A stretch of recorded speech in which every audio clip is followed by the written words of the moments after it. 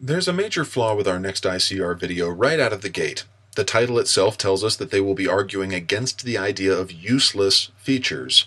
They then discuss the usefulness of a range of physical traits which in evolutionary terminology would be classified as vestigial. The term vestigial does not mean useless. Vestigial organs, physical characteristics, or behavioral traits exist on a gradient from harmful to neutral to useful. The Merriam-Webster definition of vestige is a trace, mark, or visible sign left by something vanished or lost, the smallest quantity or trace.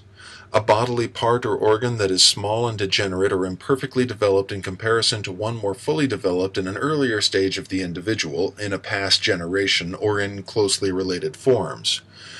By implying that a vestigial feature is a useless feature, the ICR is once again making a poor innocent straw man and putting him out in the cold. I don't think a creationist would have trouble seeing these old Native American dwellings in Bandelier, New Mexico as being vestiges of a past civilization, even though they are still useful as shelters, though not as useful as they once were. So we see that usefulness is not a necessary condition for vestigiality. When vestigial features are brought up as one of the lines of evidence for evolution, it's not the usefulness or uselessness of the feature that makes the point. It's the commonality of features within groups which speak to the issue of common descent. All dogs are of a group, a genus, Canis, and share subspecies status in the species Canis lupus with wolves and dingoes. Other species in the Canis genus, less closely related to dogs, are smaller coyotes and jackals or larger separate wolf species. One of the common traits of this group is the presence of a long tail. But through artificial selection, individuals in certain breeds like Jasper, this Australian shepherd, have lost their long tails. But a wagging nubbin is left as a vestige of his once long tail, which his Chowbrador buddy Samson has maintained.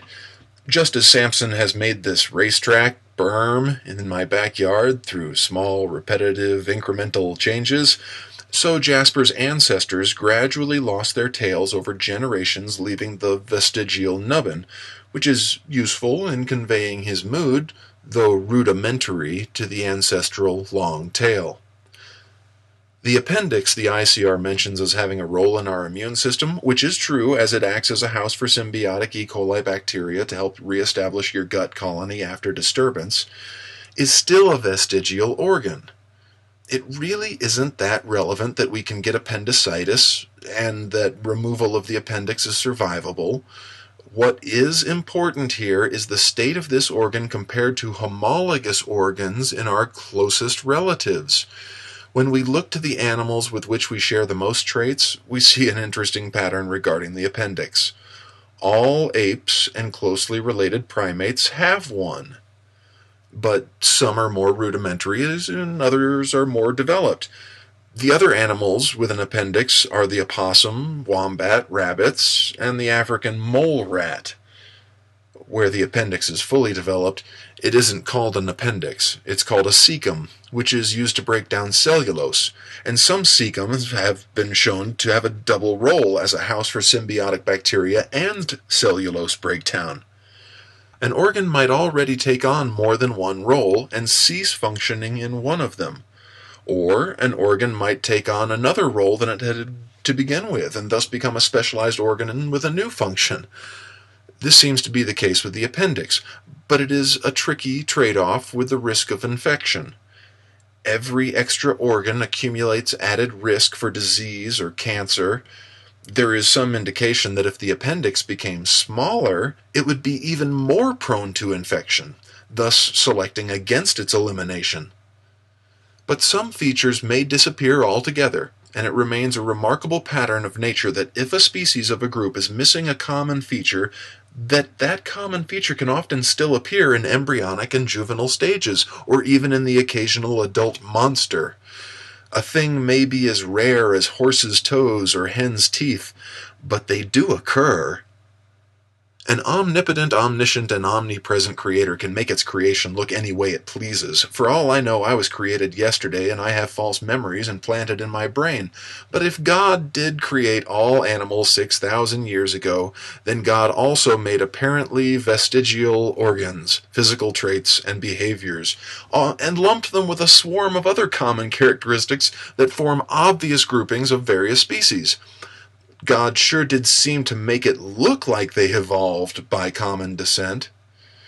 Even without the several other lines of evidence for evolution through deep time, this evidence of vestigiality alone is very compelling. As far as the use of functional DNA displayed in the video, it's a double fallacy for implying that vestigial organs are useless and for implying that junk DNA can be considered a vestigial feature. Junk DNA is a bad term and is best considered as DNA sequences for which we currently don't know a function. Even though some of this previously identified DNA is now known to have function, either directly or through epigenetics, it is doubtful that all such DNA has function. We could consider pseudogenes for smell receptor proteins or vitamin C manufacture in our DNA to be vestigial in a sense. But true non-functioning DNA, even if it later becomes functional, is not in the true sense vestigial. Go back and take a look to our cousin mammal with whom we share the characteristic of an appendix, the mole rat, specifically the blind mole rat. It still has small, underdeveloped eyes, underneath a covering of skin. It is fair to say that those useless eyes are vestigial from their ancestors, who possessed working eyes. Close relatives to the blind mole rat still have working eyes. The subdermal eyes of the blind mole rat are not only useless, they cost energy and pose a risk for infection or cancer in a site near the brain. As long as the species stays mostly underground and nocturnal at the surface, natural selection will probably result in complete elimination of these vestigial eyes in future generations. And that is evolution in action.